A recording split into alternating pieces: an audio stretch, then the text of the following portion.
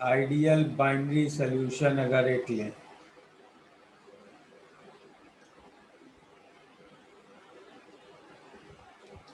तो इस सॉल्यूशन का प्रेशर क्या होगा? X A P A naught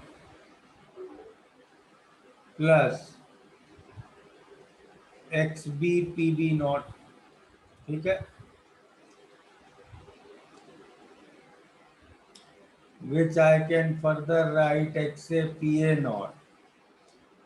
और बाइनरी सॉल्यूशन है मतलब बस दो ही चीजें हैं, ए और B.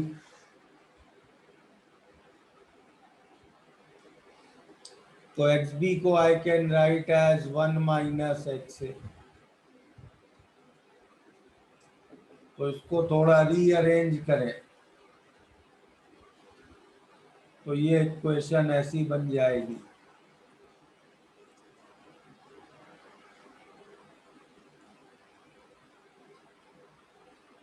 Correct?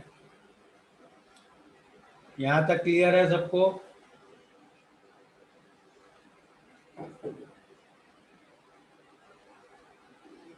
Now, if we are asked to make a graph of P total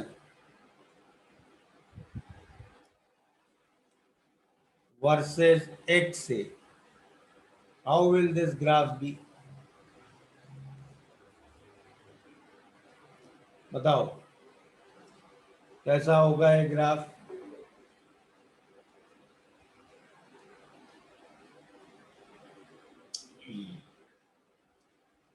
anybody?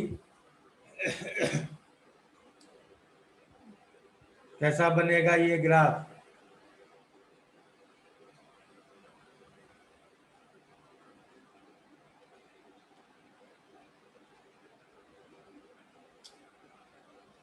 सो ये डिपेंड नहीं करेगा ए और बी में कौन ज्यादा वॉलेटाइल है या किसका ज्यादा प्रेशर है। ग्राफ का शेप कैसा बनेगा? स्ट्रेट लाइन होगा जिसका इंटरसेप्ट पी बी नॉट होगा। लाइन होगा जिसका हाँ sir. y intercept P B naught होगा और स्लोप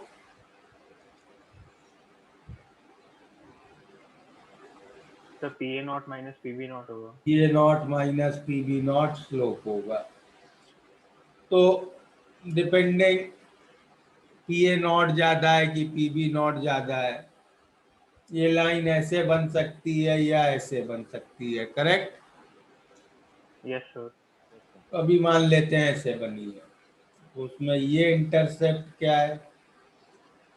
पी बी नॉट।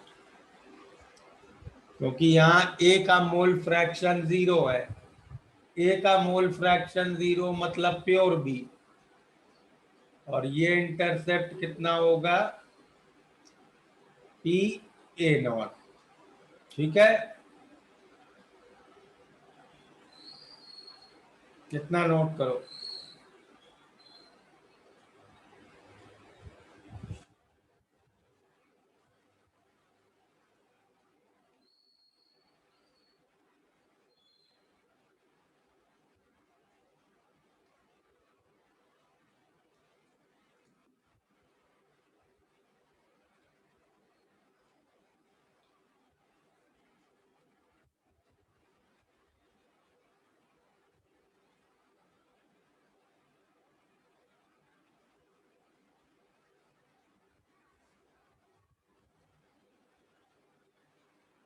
हो गया?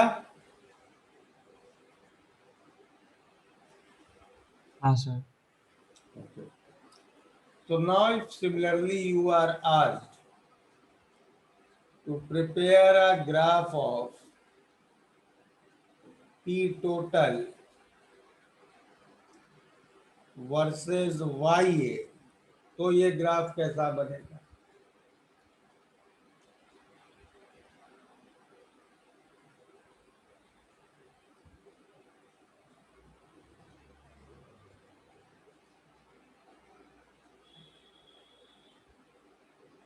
बताओ जरा, करो calculations and tell me how will this graph B.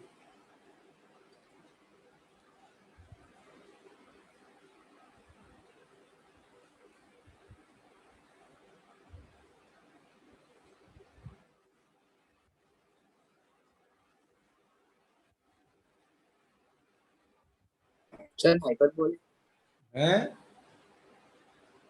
कैसा बनेगा भाई? वाई ए की इक्वेशन क्या थी?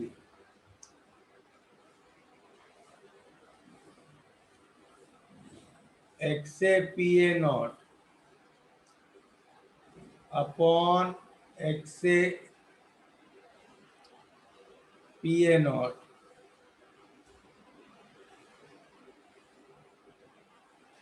Plus x B P B not.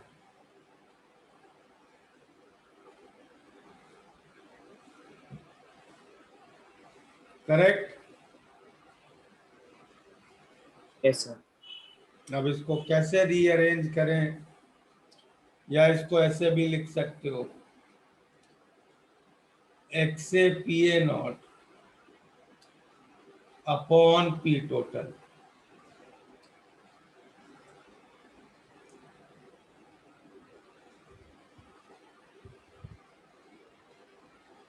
अब इसको कैसे रीअरेंज करा जाए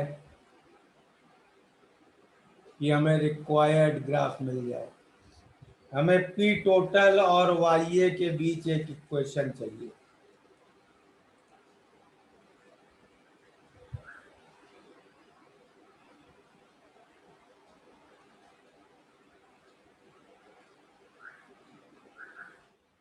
बता रहा है कोई?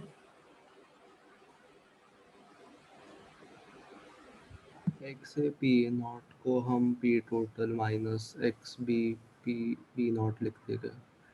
तो फिर एक और अननोन आ जाएगा। हाँ भाई इसको ऐसे लिखो ना, Y A is equal to, इसको पी टोटल ही रहने दो, पी ए नॉट, और एक्स ए को इस इक्वेशन से रख लो। इस इक्वेशन से एक्स ए देखो क्या हो जाएगा, P total minus P B naught upon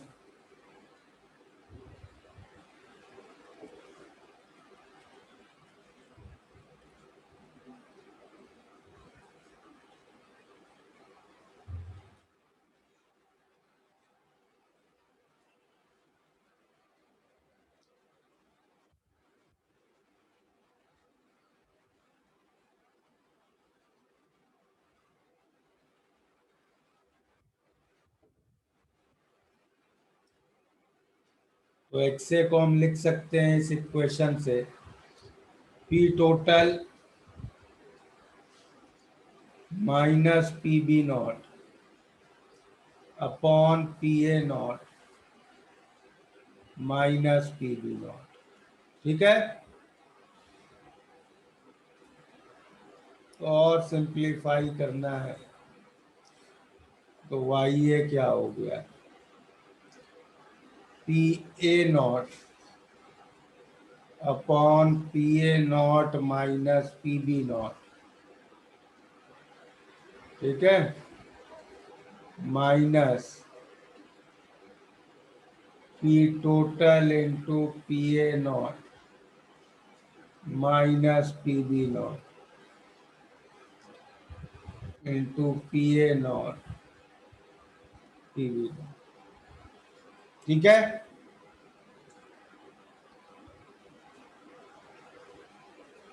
So this graph will come out like this.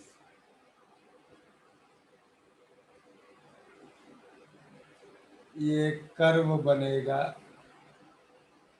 ऐसे। Again this intercept P A naught, this intercept P B naught. ठीक है, नोट करो इतना।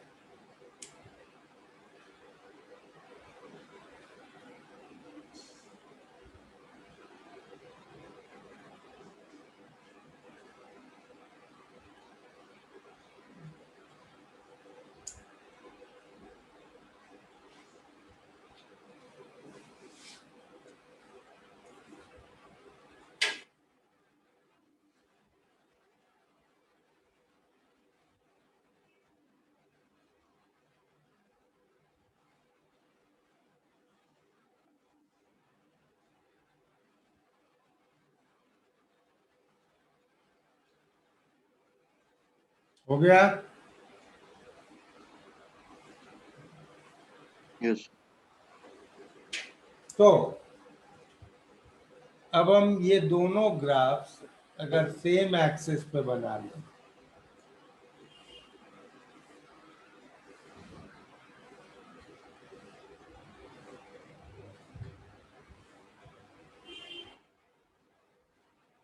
तो सेम एक्सिस पे ये ग्राफ्स कैसे बनेंगे?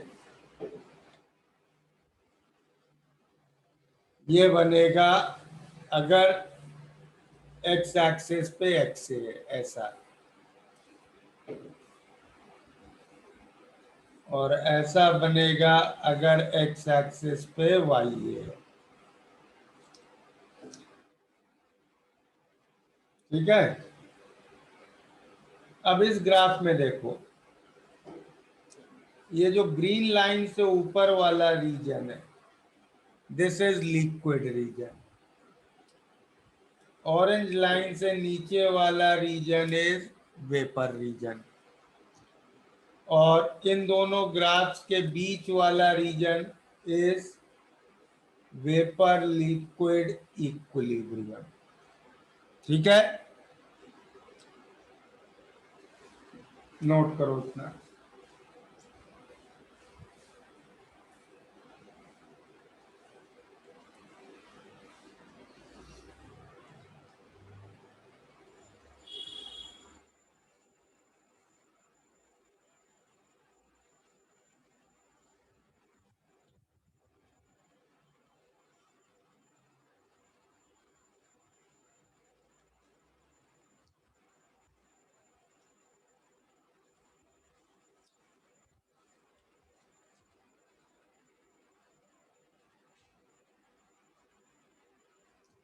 और इसमें यह भी बात समझो कि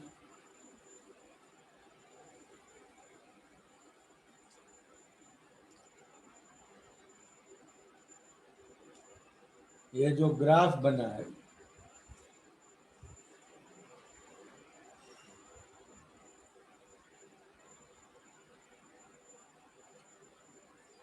इसमें किसी एक पर्टिकुलर प्रेशर पे अगर बात करें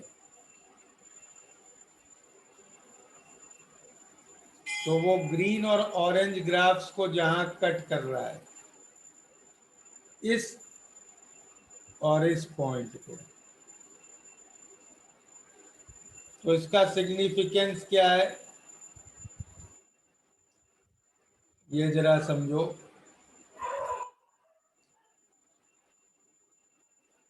अगर एक हॉरिजॉन्टल लाइन में कहीं बनाऊं,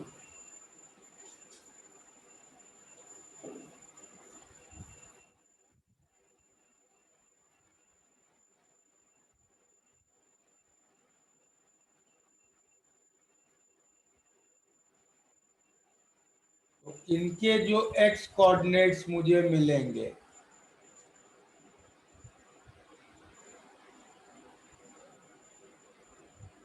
इनका क्या मतलब है? मतलब इस मोल फ्रैक्शन का अगर मैं लिक्विड सॉल्यूशन लूं तो उसके ऊपर इस मोल फ्रैक्शन की वेपर होगी। करेक्ट? और आई कैन से कि ये जो मोल फ्रैक्शन का लिक्विड है ये वाला, उसके साथ इस मोल फ्रैक्शन की वेपर इक्विलिब्रियम में एग्जिस्ट करेंगी।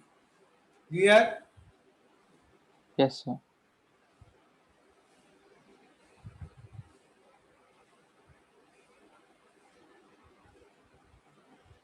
नोट करो इतना।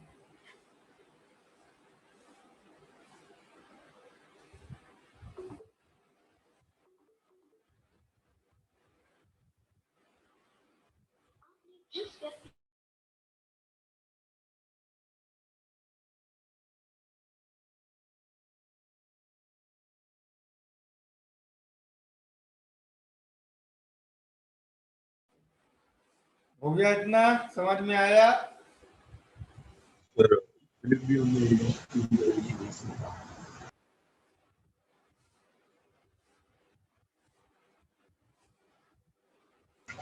सर हाँ सर इक्विलिब्रियम में क्यों एग्जिस्ट करेगी वो नहीं समझ। क्या इक्विलिब्रियम में क्यों एग्जिस्ट करेगी वो नहीं समझ। एक कौन सा लिक्विड एग्जिस्ट करता है ये, और उसी प्रेशर पे ये वेपर एग्जिस्ट करती है, तो यही दो चीजें एक दूसरे के साथ इक्विलिब्रियम पे रहेंगी ना। हाँ सर।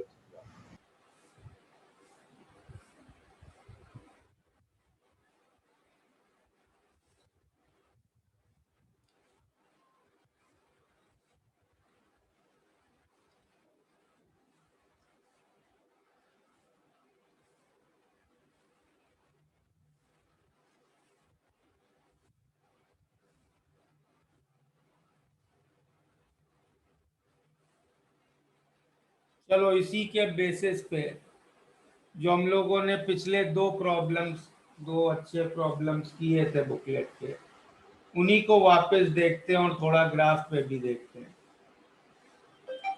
10 मिनट।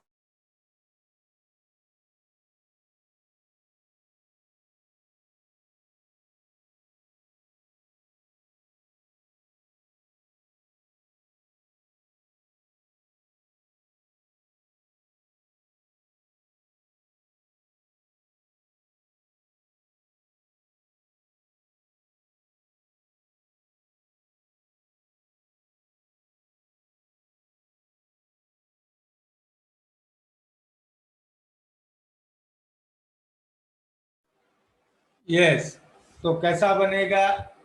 सॉरी, एक क्वेश्चन ऐसा करते, मान लो दो लिक्विड्स है, पी ए नॉट को सपोज ले लेते हैं 300 और पी बी नॉट को ले लेते हैं 100 और। ठीक है, क्लियर? अब मान लो एक सॉल्यूशन बनाया ए और बी को मिक्स करके,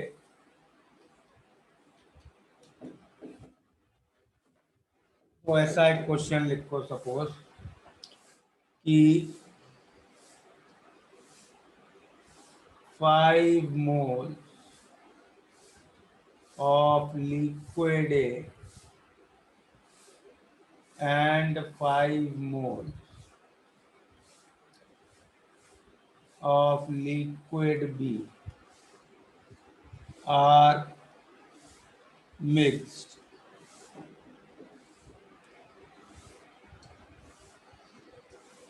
ठीक है,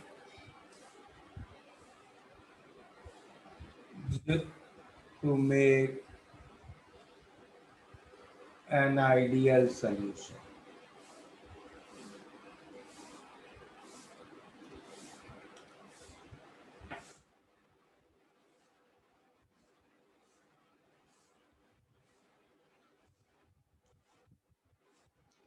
This solution is now distilled.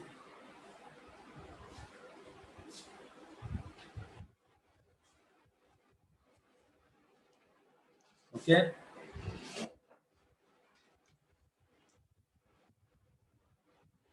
so the process of distillation on a graph on a P total versus XA YA graph and find XA and YA in third beaker. ठीक है,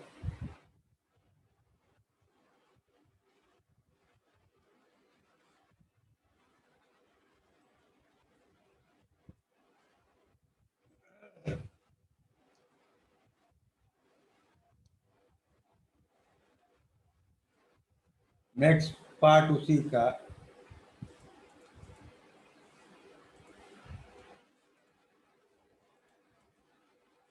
5 mole A, 5 mole B are mixed. Okay, and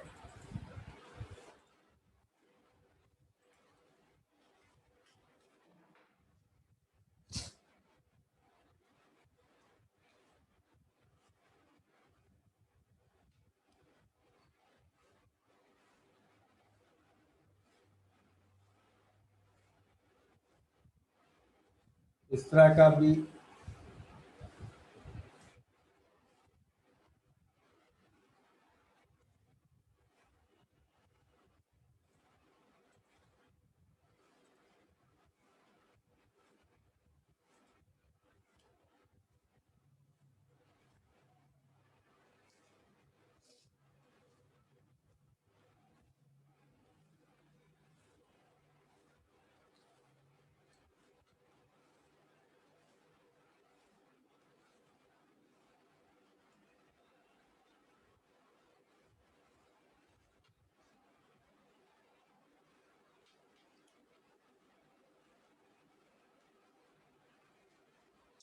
तो इस तरह का भी problem किया भी था, थोड़ा फिर से देखते हैं।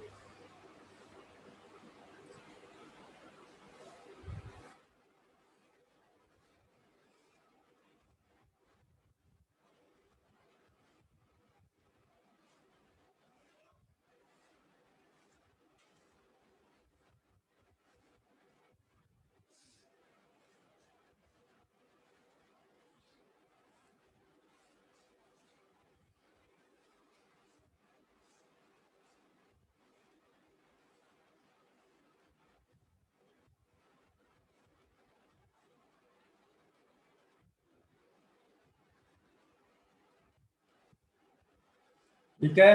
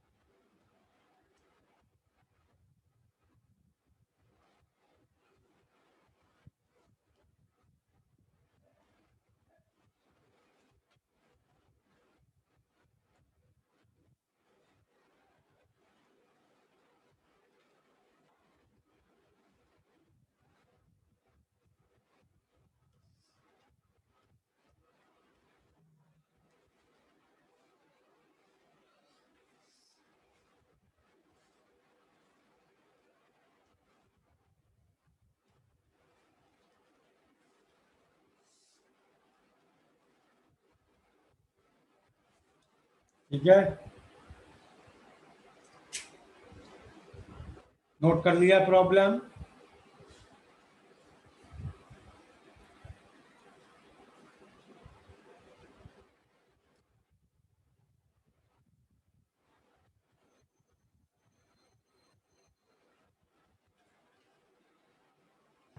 So second page define है.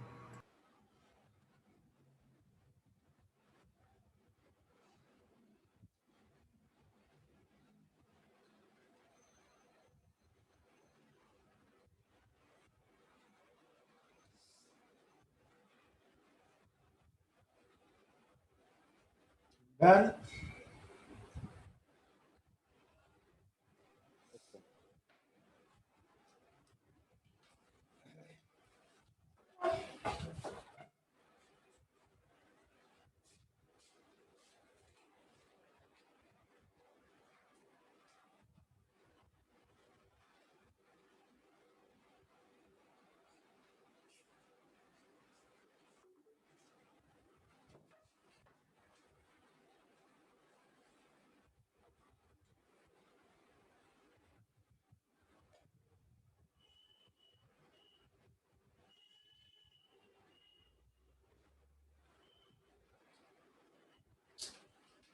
चलो स्टार्ट करो ये करने।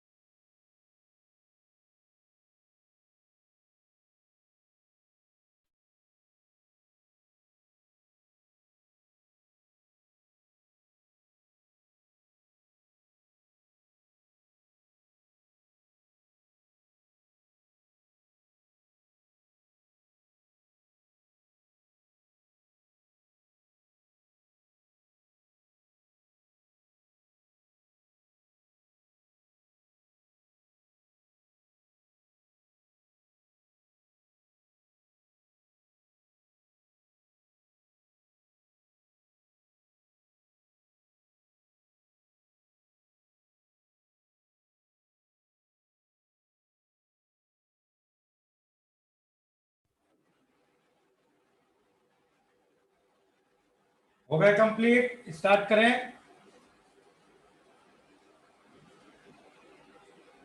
बोलो। Yes sir. तो देखो,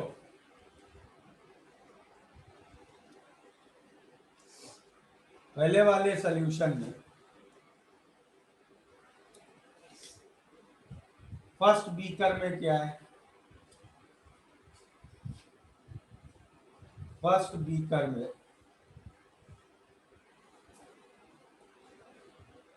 XA कितना है?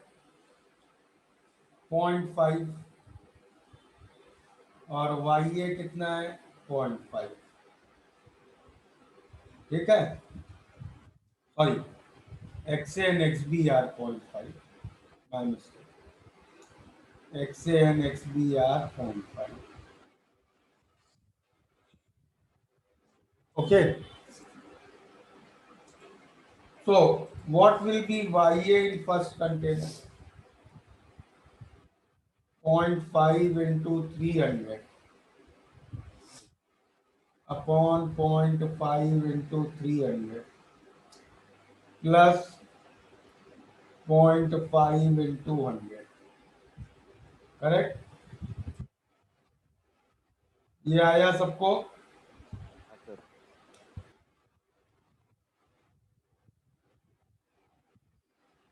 सेकेंड बीकर में क्या होगा?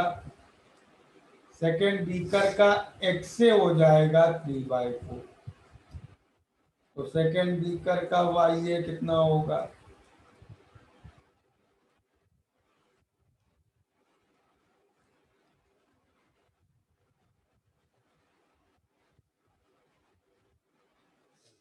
सही है?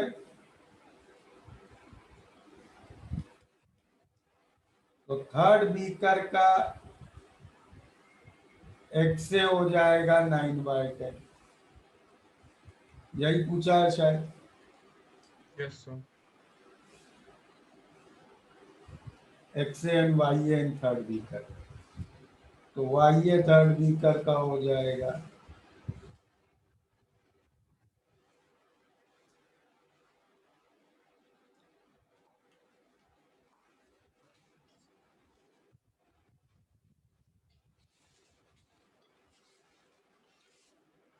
ठीक है? क्लियर है यहां तक? अब इसको कहा गया है ग्राफ पे दिखाओ। ग्राफ पे ये डिस्टिलेशन का प्रोसेस कैसा दिखेगा? देखो,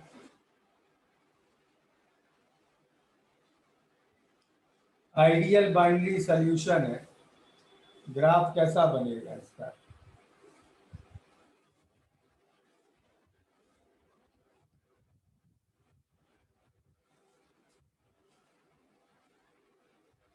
ऐसा होगा XA YA का ग्राफ, ठीक है?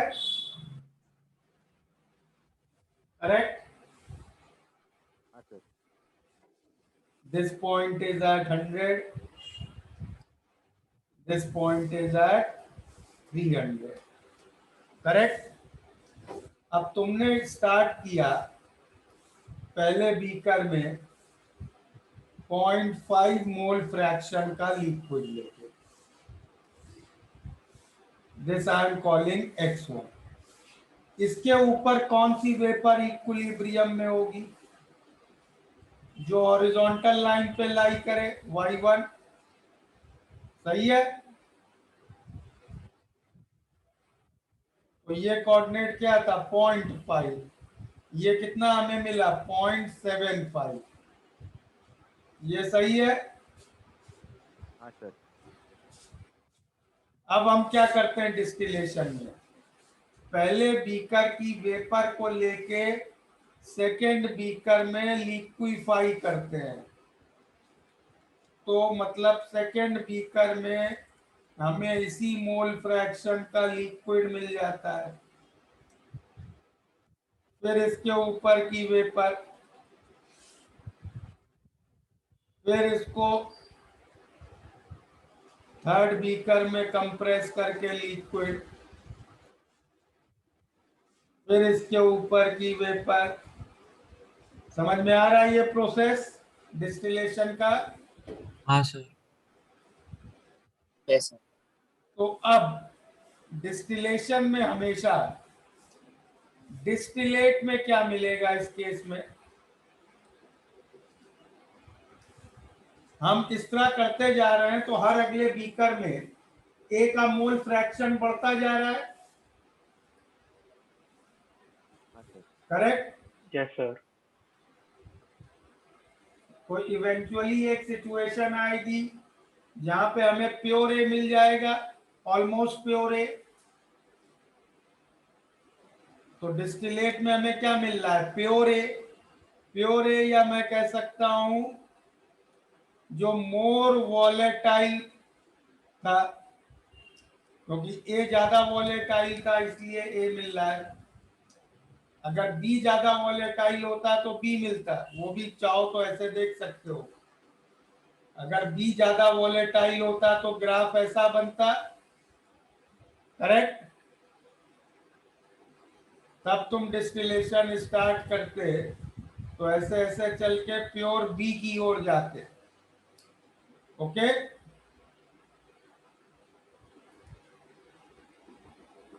और रेसिड्यू में क्या मिलेगा? अगर तुम ए निकालते जा रहे हो तो जो बचेगा उसमें बी का कंसंट्रेशन ज्यादा बढ़ता जाएगा।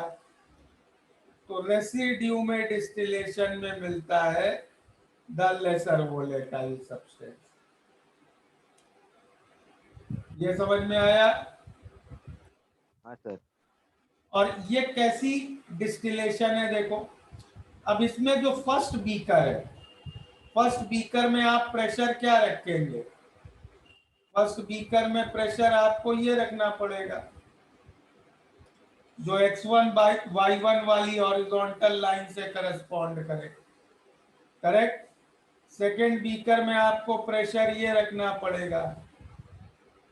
तो हर बीकर में इसमें आपको प्रेशर अलग अलग रखना पड़ेगा। Clear? But temperature through out experiment is constant. So this is isothermal distillation. ठीक है? Isothermal distillation.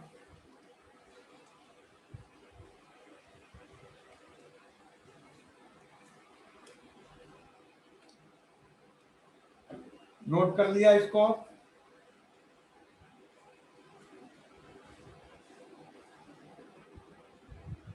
अब पार्ट बी में आते हैं प्रॉब्लम पे।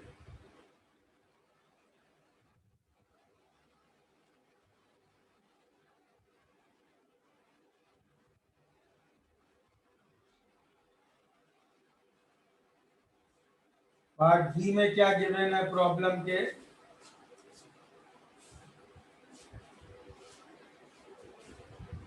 फाइव मोल लिक्विड है और 5 मोल, नहीं सॉरी, उसमें लिक्विड है गैस है कुछ बताया नहीं है, बस ये बोला है 5 मोल ए 5 मोल बी मिक्स किया है। एक्सटर्नल प्रेशर को रखा है 1 atm और सबसे पहले तो स्टेट पूछा है सॉल्यूशन का। तो अगर ये लिक्विड होता तो ये कितना प्रेशर लगा सकते थे?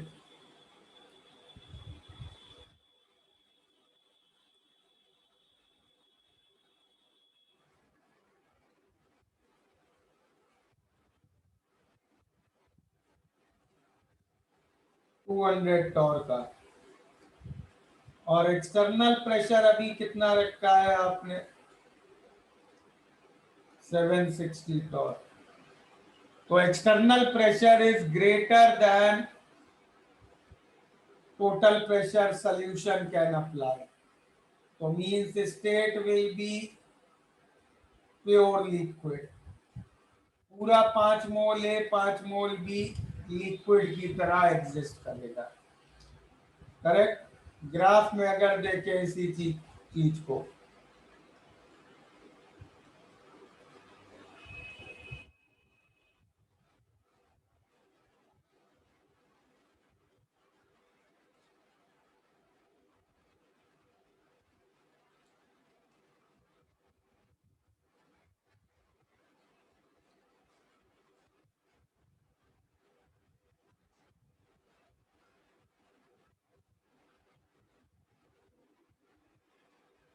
तो हम लोग यहाँ पे स्टार्टिंग कर रहे हैं, यहाँ पे एक्सटर्नल प्रेशर इज 760 टॉन और ये प्योर लिक्विड है, मोल फ्रैक्शन 5.5 मतलब। अब हम क्या कर रहे हैं, और ये तो लिक्विड स्टेट था ना, ये वेपर था। अब हम प्रेशर को ग्रेजुअली कम करते हैं, तो इस लाइन में हम नीचे मूव करना शुरू करते हैं। When we reach this point, जैसे ही इस पॉइंट पे पहुंचेंगे तो हमें पहला वेपर दिखेगा, करेक्ट। और उस वेपर की कंपोजिशन क्या होगी, ये वाली, करेक्ट। ये बात समझ में आई। तो हमें निकालना है ये किस प्रेशर पे हमें मिलेगा। तो भाई ये तब मिलेगा अगर अब मैं सेकेंड पार्ट पे आऊं, फर्स्ट ड्रॉप लिक्विड का कब आएगा, फर्स्ट ड्रॉप लिक्विड तब आएगा जब एक्सटर्नल प्रेशर को मैं टोटल प्रेशर ऑफ सॉल्यूशन के बराबर हो जाए, दैट इज 200 टॉन। और इस समय जो पहला बबल बनेगा वेपर का, उसमें मोल फ्रैक्शन क्या होगा, ए का, you can see 5/10 into 300 upon 200, 3/4। ठीक है। अब इसी पे लाइन पे मैं नीचे चलता जाऊं और लिक्विड इवेपोरेट होता जाएगा, बॉईल होता जाएगा, और जब मैं इस पॉइंट पे पहुंचूंगा तब मुझे लास्ट ड्रॉप ऑफ लिक्विड मिलेगा, और वो मिलेगा इस प्रेशर पे। और उससे कम किया प्रेशर तो entire thing will exist as gas. तो ये लास्ट ड्रॉप ऑफ लिक्विड कब मिलेगा, ये भी निकाल लेते हैं।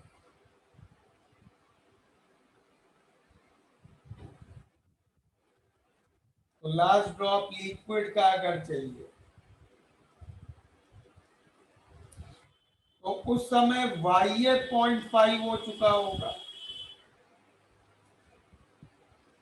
that will be XA into 300 upon XA into 300 plus 1 minus XA into 100,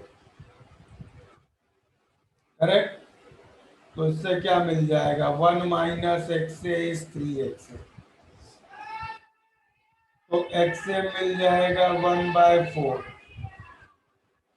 तो प्रेशर क्या होगा सॉल्यूशन का इस समय,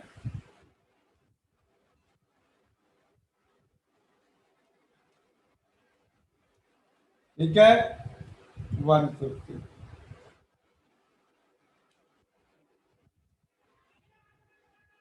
तो लास्ट ड्रॉप मिलेगा 150 टॉर्च, करेक्ट। ये मोल फ्रैक्शन आपको मिलेगा 3/4, यहाँ पे लिक्विड का मोल फ्रैक्शन 1/4। क्लियर, समझ में आया ये। Yes sir. चलो एक और प्रॉब्लम इस पे अच्छा कर लेते हैं, इसी का फिफ्थ पार्ट करो। If external pressure is 160 torr, then find moles of A in liquid solution। करो इसका आंसर तो मुझे।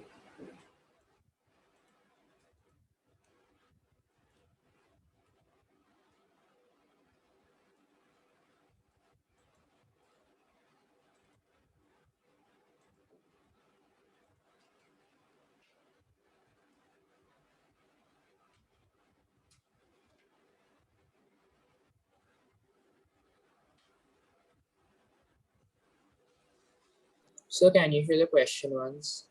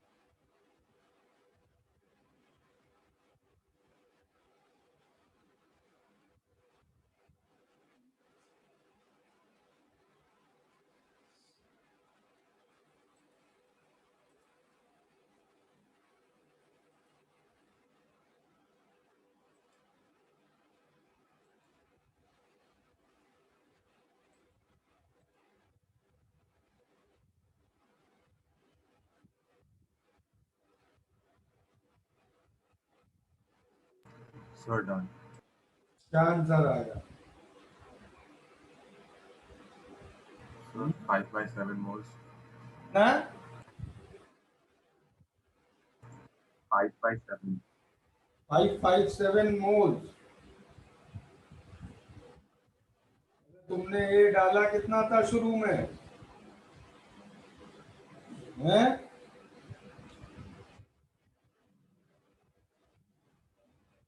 उसने दिया था ये आंसर। सर Sir, 5/7 बोला होगा। Sir, 5/7. 557 ना? सर 5/7 उसने वैसा बोला। Sir, 5/7. 5/7।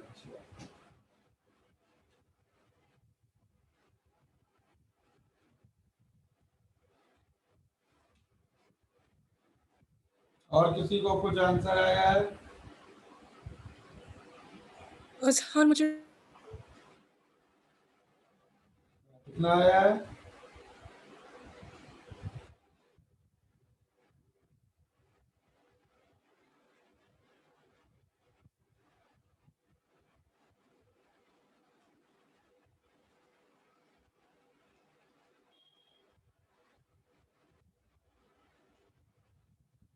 सर मुझे 3 मोल्स आया। 3 मोल। सर मुझे 2.4 आया।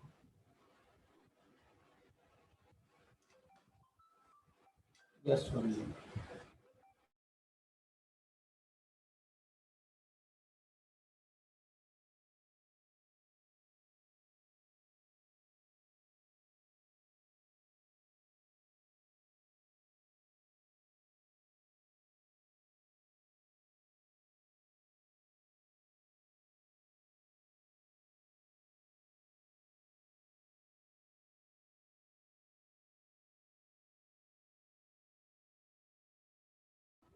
हाँ, तो ये टोटल प्रेशर है, करेक्ट?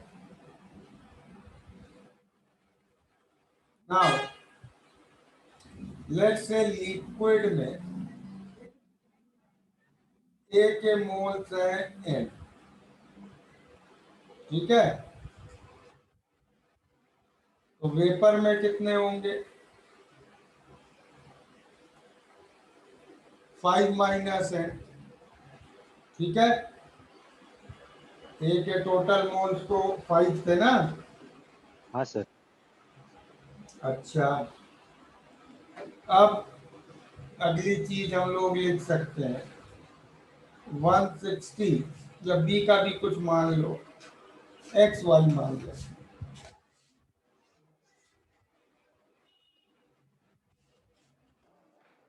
ए के लिक्विड में मान लो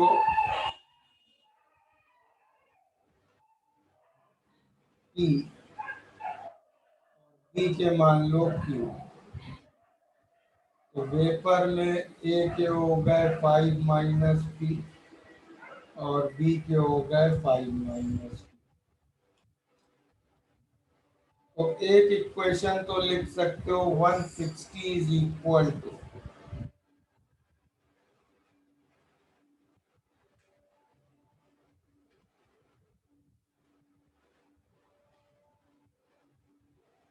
ठीक है?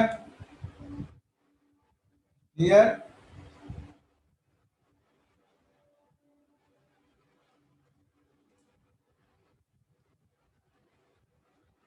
एक तो ये क्वेश्चन आ गया। दूसरी मैं लिख सकता हूँ वेपर फेस में ए का मोल फ्रैक्शन कितना होगा?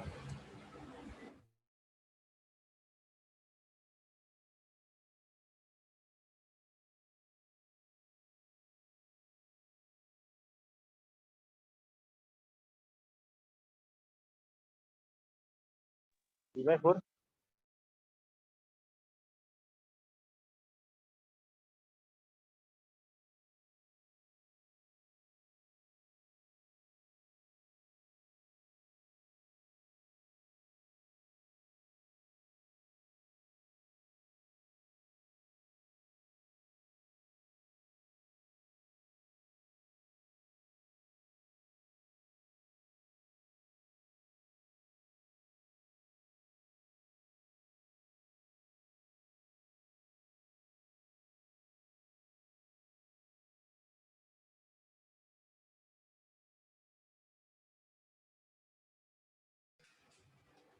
यस।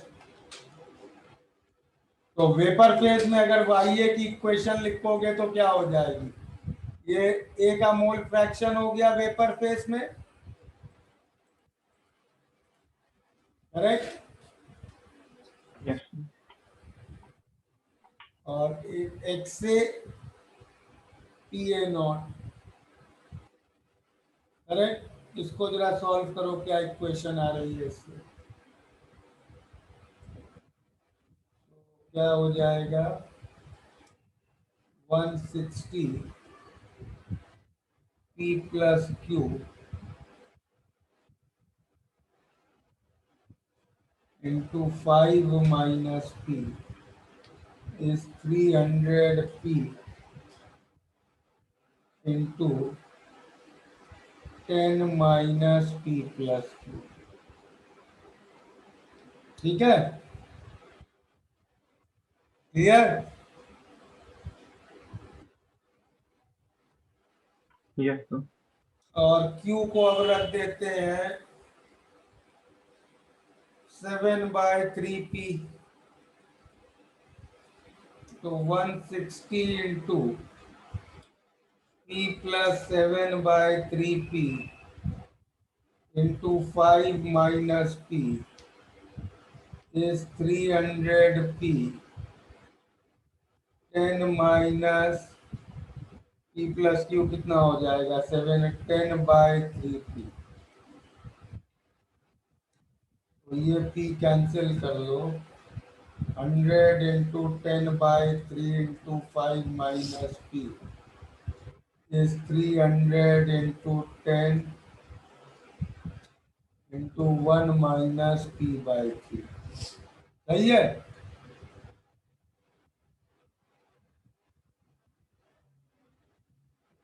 कितना हो गया? 5/3 minus p/3 is 3 minus p, तो 2p/3 इज इक्वल टू कितना हो जाएगा? 4/3, तो p आ गया 2। सर बोलो।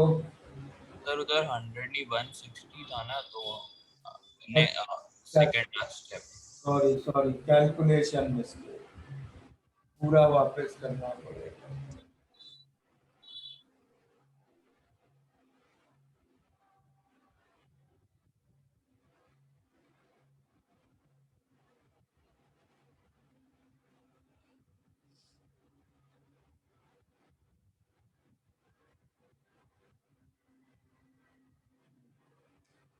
क्या इक्वेशन हुई? 160 into 10/3 into 5 minus p is 300 into 10 into 1 minus p/3। सही है? ये बनी इक्वेशन। 16 इंटू 5 80 माइनस, अच्छा 3 भी तो है नीचे, ठीक है चलो, 80 minus 16p upon 3 is 30 minus 10p। सही है इक्वेशन है? Yes sir.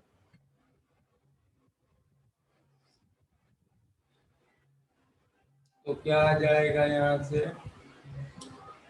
80 minus 16p is equal to 90 minus 30p। सही है। तो अब हो गया 10 इज इक्वल टू 14p। सही है? p आ गया 5/7।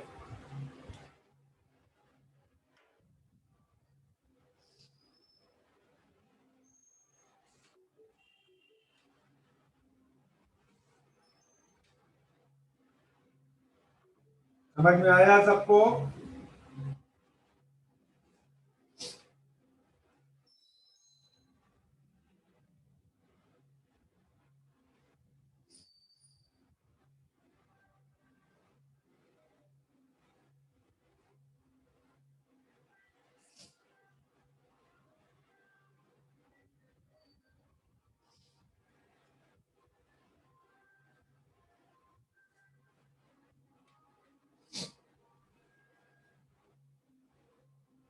नोट कर लो।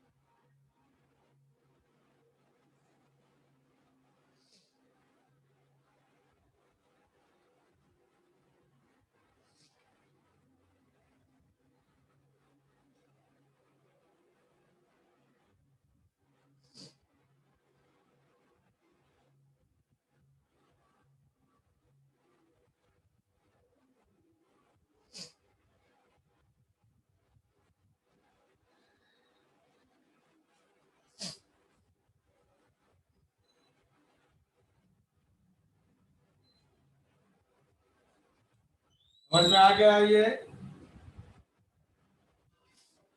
क्लियर है सबको?